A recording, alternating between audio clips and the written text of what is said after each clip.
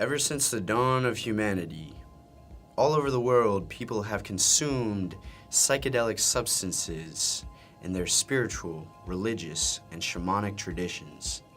From the ancient Mayans to the Aztecs, to the Native Americans, Buddhists, and Hindus, and indigenous people from the Amazon to Africa to Siberia, this phenomenon, this use of psychedelics or entheogens, has appeared on just about every corner of the globe.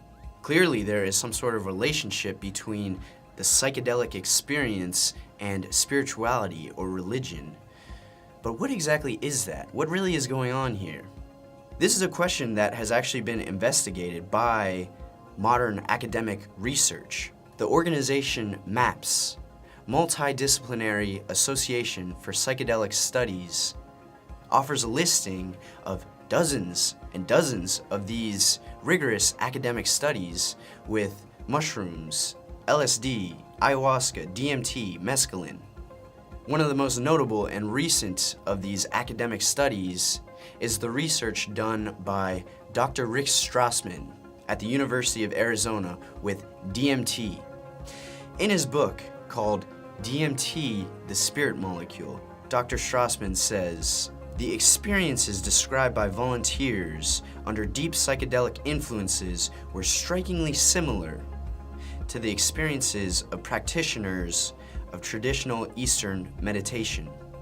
This idea of psychedelic spirituality or the psychedelic mystical experience has been echoed by many famous academic thinkers, from Terence McKenna to Timothy Leary to Carlos Castaneda and Aldous Huxley, just to name a few.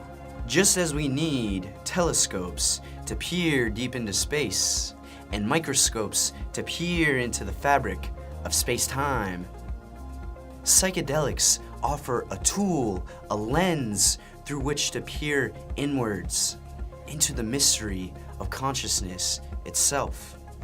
Given the right circumstances, psychedelics can induce the same spiritual states of consciousness, the same type of mystical experience that mystics and sages and spiritual practitioners have described throughout human history.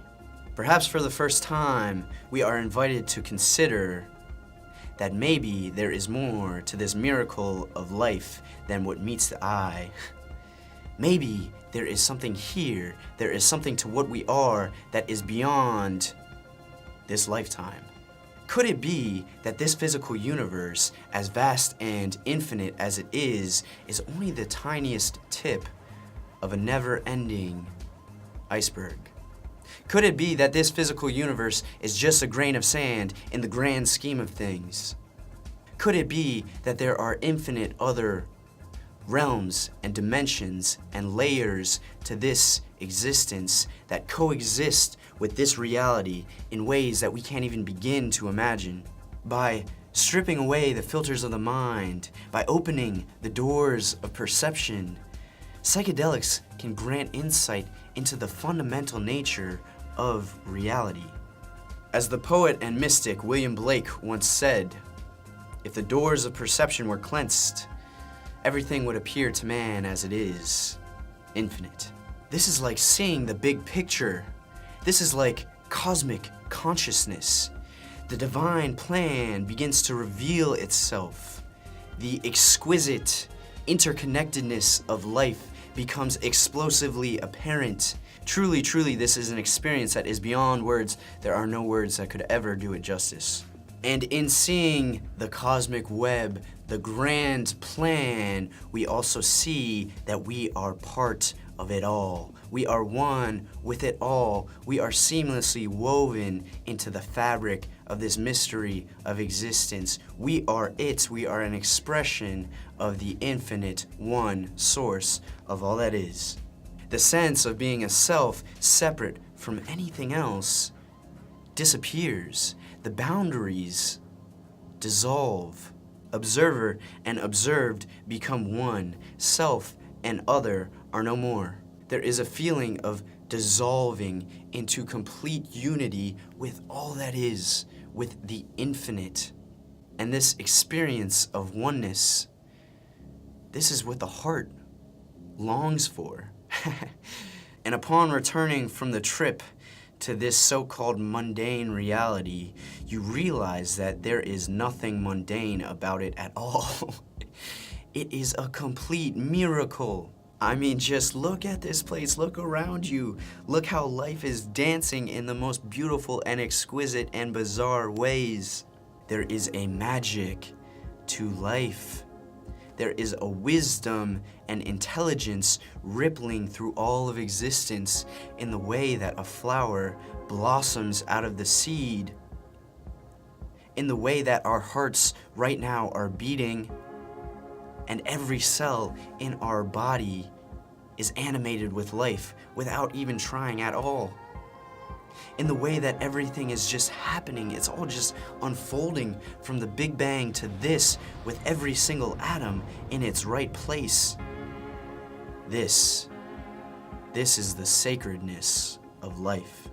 Through the psychedelic experience, one can gain an awareness of this sacredness, the sacred divine essence of life that is within each one of us. It is what we are, this miracle of consciousness, that infinite, eternal aspect to what we are that is beyond this lifetime.